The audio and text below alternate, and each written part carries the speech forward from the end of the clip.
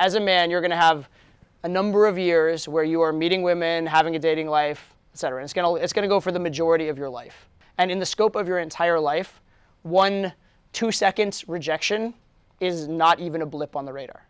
It doesn't really matter. Just because the girl rejected you doesn't mean she's like better than you or hotter than you or whatever, right? You can get a great response from a really hot, really desirable girl and a really bad response from a girl that's not at all desirable.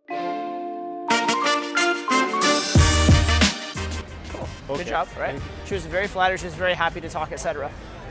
But you kind of like, after your first couple of compliments, you kind of just didn't continue the conversation. And so she kind of half thought that you were just there to compliment her. Oh, okay. Right? Yeah. It's just like, it's kind of weird because you are a guy, you came and talked to her, gave her a compliment. It's easy to assume you're hitting on her, but it's also reasonable still to assume you're not. Right? In the same way that this is something that happens to me a lot. People come and say, hey, nice shoes today, right? Because I'm wearing bright pink shoes. Yeah. Right? But the funny thing is, more often than not, it's guys that say that than girls. So clearly they're not hitting on me. It's just a comment. It's actually like, I like your fashion. And so when you say, yeah, I like your fashion, I like your look, etc., it is vaguely man to woman, but it's not conclusively man to woman. Oh, okay. So you got to keep it going because she doesn't know for sure that you intended to do more than just compliment her. So when it's kind of awkward afterwards and she doesn't know what to say, she just says, oh, well, thank you, nice to meet you, because that way she can leave it pleasant. Easiest thing for you to do right then. What's your name? Okay. Introduce yourself. Because if you introduce yourself to someone, what does that say? It says we're not strangers. Okay. Right? So I'm not a stranger making a comment. I'm someone who actually wants to meet you, i.e. what's your name? 2, go. Go, go, go, go, go, go, go, go, go. I will follow. Hang on. Speaking of which, go with this girl here and just try and walk with. Just try and walk with and last. No, this one here. Walk with and go. Yeah. Also, I shouldn't have to say this. I don't know why it happens. You should not be walking diagonally into her path. I see so many guys do that, and the girl's just like walking like diagonally away from them, and it's just a terrible precedent. All right. So actually, like walk parallel and have decent space. All right. The other thing though, half a step in front. All right. This looks needy. This less needy. This looks like you're leading. All right. Half a step in front. Also, if you're half a step in front, just walk with me for a second. I can stop and you'll stop. All right? Because you can see and you can cue off of the fact that I'm stopping. Whereas if I was behind you, you wouldn't be able to do that. So the other thing is, because it's better to get them to stop, if you're half a step in front, it's a good way to get them to stop. The single angle to avoid. Avoid the 90-degree angle approach. All right? Okay. So if you're standing, I don't want to come from here. All right? To be fair, if you're standing, I don't want to come from behind you either. But yeah, I don't want to come from 90 degrees, right? If you're walking, I don't want to come 90 degrees, and I also don't want to come 90 degrees and cut you off. Okay. Right? If ever like the girl's walking and she goes like that when you approach, that means you did it wrong, right? You actually impeded her progress, okay? So you want to avoid that. If you are going to walk with her, instead of going 90 degrees into her path, just merge in and walk with her. Okay, much easier. Again, shouldn't have to say it, but it happens all the time where guys go 90 degrees. Final thing with approach angles, if you make eye contact, say or do something right when you make eye contact. You don't want to make eye contact, look away, and then approach later. If you make eye contact, wave or say something right away that first moment. So if it looks like you were lingering or stalking or thinking about it, it's no good. For the set you had, opting to close for just a number was a letdown because it was that good of a set, right? Yeah. But yeah, really good set. Again, really good set, really hot girls. And I mean, like the type of girls that are like, they're trying to be hot and they know they're hot. I mean, they think the one girl has a fake ass. So like, you know what I mean? She's put some effort into her appearance, right? Yeah. So good job. Be proud of that. Be happy with that. But don't be satisfied with that because you should have asked for an instant date and not just a number. Yeah. All right? So to say like, oh, how about we just go to this bar right now? Yeah, they actually hinted at it. Like, you guys seem kind of cool. What should we? I think this bar over here is pretty decent. Let's check it out and see. At least we'll see if the drink menu is good. If it sucks, I'm not going to stay. But if it's okay, we can check it out. Right? Something like that. Right? Yeah. Assumptive and going. Like, oh, you guys are going this way? Yeah, we're crossing the street. We're thinking about going to either this bar or this bar here. We're going to check them out here. Why don't you come with us? You can advise us which bar is good. Yeah. Right? And then when you get there and they look at the menu, you're like, you know what? So thank you for your recommendation. Why don't you stay for a drink? Right? There's lots of ways to do it. The most important thing is that you ask.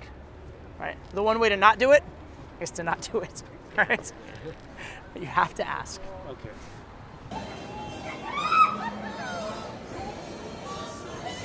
When I very first started in-game in college, I wasn't learning anything formal. I wasn't learning any theory. I didn't know man to woman. All I knew was walk up to a girl, have a conversation, get her number, ask her on a date. That was all the game I had, basically. And then there was sort of a general idea. Like, I was reading like really, really old school pickup forums from like year 2000. There was a general idea of don't be don't be super needy. So that was basically have a conversation, don't be needy, ask for a number, ask for a date. That was all I knew about game at the time. But what I would do is, after a conversation, I would go back, as in college again at the time, I would go back, I'd lie on my dorm bed and stare up at the ceiling, and I would go over the conversation over and over and over again in detail, and I'd replay it over and over until I like replayed it and got it right. So all the things that she said that I didn't know how to respond to, I'd literally be sitting there murmuring on my bed. I was just so looking like a fucking crazy person, right? Because I'd be like vocalizing the responses so I could kind of hear it better. And then when I was satisfied that I had come up with the best answer I had come up with, I would let it drop, right? But I was obsessive about every interaction, like every little word, every little thing. This is actually, I've never asked this before either. When you guys do an approach, do you guys remember the approach in great detail? Yeah? Yeah, it's very, yeah, it depends, okay. Yeah, it's very interesting because when I was first learning, I remembered like every single word of the approach because it was such like a peak experience for me and such like a highly emotionally charged thing that of course I remembered every piece of it. Now it's funny because if you ask me field reports, I like can't remember 90% of it because 90% of it just kind of happened and then like the few key moments I can remember. But a lot of it's on autopilot now. But you guys, in a way, are an advantage because you are so acutely aware because it is such a peak experience and such an interesting thing for you. So I encourage you, especially during this time, go over it in great detail and try and after the fact be perfect. In set, do not be a perfectionist. Do not be a perfectionist live with the girl. Just trust yourself and do good enough.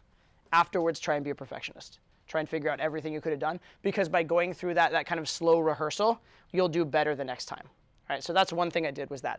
The second thing is later on, when I started learning game and I started actually being around other people who knew what they were doing, a lot of them at the time were scripting lines. And so then I spent a lot of time scripting lines and coming up with, I think this would be good, and discussing with them, would this line work, would this line work? And then I'd go try those lines. So that came later, but I've done it both ways. I've done it where I'm like, this is something I should say, and then I try and remember to say it. And then I've done it times where organically, this is what happened, here's how I could have done it better. And I think both are useful. You probably should do both to an extent. I used to, when I go on a date, I'd have a notebook in my back pocket. If I ever ran out of things to say on the date, I'd excuse myself, go to the bathroom, and read through like my new stories and topics. So I'd have stuff to say, and then I'd come back and have so much to say. So yeah, absolutely, yeah. Some of the drills, I feel like my answer just bam, rolled off my tongue. I was just like free flowing, and then some of them I like had to think about it for a second. Like, okay, we're going. Cool. Yeah, and that's fine. And even if you had to think about it a little bit, in the real world, that is okay. Right? It's so you can't think about it forever. You can't think about it for like 10 seconds or something like that, right? But as long as when a girl gives you shit, you don't seem too flustered by it, you actually do have longer than you might think. It doesn't have to be immediate. And in fact, sometimes responding too quickly can actually be low value, right? You don't want to like, here, I'll try, this is gonna be actually very hard. I'm gonna try and give a response to a shit test too fast, which means my brain has to be like hyper drive. Okay. But try and give me a shit test. Well, I'm glad you're checking you out so much. That's really cool. Right? It actually comes off weird. All right? It's much better. I actually said it fast too, which is weird too. But it'd be much better if there was actually a pause. Like give me the same thing again. Your shoes are just ridiculous. I'm glad you think so. And I'm glad you're checking me out. That's very cute. All right? See how pausing and saying it slower actually helps? Right? And if you can pause and smile and just be amused, all right? Almost in the way of like, imagine if you were like Michael Jordan playing horse or something like that. And you know you're the shit. You know you're gonna win. And so when your opponent like launches something good up there and actually challenges you, you're like you appreciate it for a second. You smile and appreciate it, and then you just fucking annihilate them. Right? But it's okay to have that pause as long as you don't seem flustered in the pause. Right? And as long as it's not super long. Yeah. Right? Also, if you guys want, do not overuse these and do not make these a crutch. But if you want some absolute go-tos for passing shit tests, I think I gave this to one of the students on the program. But glad you like it. Thanks for noticing. What is it about X type of guys you like so much?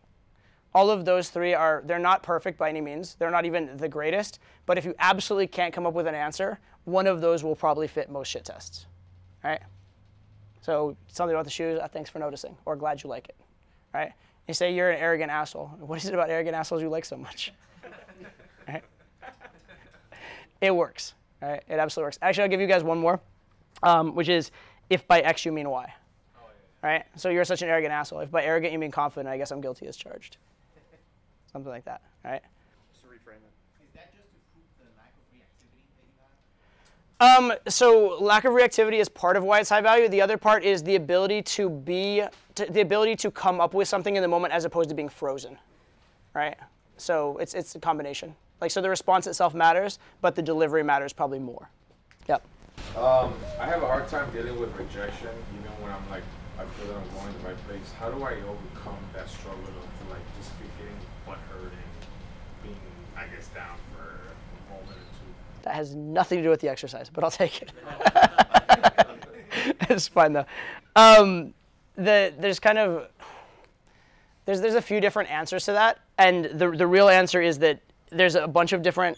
Think of it like bricks, and you're building a wall, right? You're adding one brick of this kind, one brick of this kind, and eventually, once you add them all together, you have this wall of that makes you this strong man who can take a rejection, I guess, right? One thing to think about is that you don't have one girl you're going to talk to. You have what I consider to be like your game career, right? As a man, you're going to have a number of years where you are meeting women, having a dating life, etc. And it's gonna go for the majority of your life, right?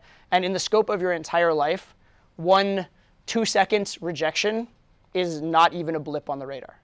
It doesn't really matter, right? So by taking the long approach and understanding this is all just part of the journey, that can be really, really helpful to really make you understand that this was not a hugely significant event. That's one building block, right? Taking the long-term view and understanding this in the right context, understanding it within the scope. Another big one is, honestly, liking yourself in general, right? So finding and pointing out to yourself the reasons you like yourself, the reasons you're proud of yourself, the reasons you are a good deal, so that you know when a girl rejects you that you're not the one who lost, she's the one that lost. And it makes it kind of silly, and if anything, you feel kind of sorry for her. Like, I feel sorry for that girl. Like, she just missed out in a really big way, right? And at a certain point, once you start getting a lot of success too, you'll start to feel sorry for her and at the same time amused. Like, it's kind of like hilarious, right? One of the funniest things, and this is like, it's actually good for me to tell you this happens too. One of the funniest things that can happen, right, is I'm on a boot camp with a student's talking to whatever girl they're talking to, and they have their not as attractive friend. And I go up and talk to the not as attractive friend, and the not as attractive friend goes like, I have a boyfriend, or something like that, or just gives me even not even I have a boyfriend, but just some kind of like really like obnoxious rejection, and I'm like, really, you? Like, you rejected me? I don't actually say that, by the way, but that's the thought in my head, because it's so shocking to me that I've talked to so many beautiful girls, I've had so many incredible results with so many beautiful girls, and then this girl that I had zero interest in anyway, and I'm actually very happy she rejected me, because now I don't have to wing her. Like, I'm quite fine with it. But it's very funny to me, it's very unusual to me. And that also brings perspective, right? Which is that just because the girl rejected you doesn't mean she's like better than you or hotter than you or whatever, right? You can get a great response from a really hot, really desirable girl, and a really bad response from a girl that's not at all desirable. And actually, I'll go back to your question in a second. This is an interesting tangent. Oftentimes, the girls who are less attractive will reject you more and will reject you harder, right? And a big reason for that is that it's not that they don't like you. It's not that they're offended. It's that they don't know how to handle being hit on. It hasn't happened to them enough, all right? It's like almost, so when I was in middle school, I was not the most popular kid. And I didn't have a lot of dates, I didn't have a lot of girls asking me out, whatever. And I had a time when there was this girl, we had a board game class, which is awesome that we had that. It's really cool that we had that. And I'm really good at games. Like, I'm really fucking good at games. So in that class, I was the man. I dominated, right? Once, this girl who was like actually really cute beat me at a particular board game. Happened once. I went and bought a book on that board game. I studied it, and I just decimated her the next time we played. Anyway, though, but this same girl, she, for whatever reason, somehow ended up having something of a crush on me. And so she and her friend got my number somehow, and they called me up, and they asked if I would go out with her, right? And that would have been great. Like, I had actively thought this girl was cute. I had actively tried to impress her and tried to make her like me.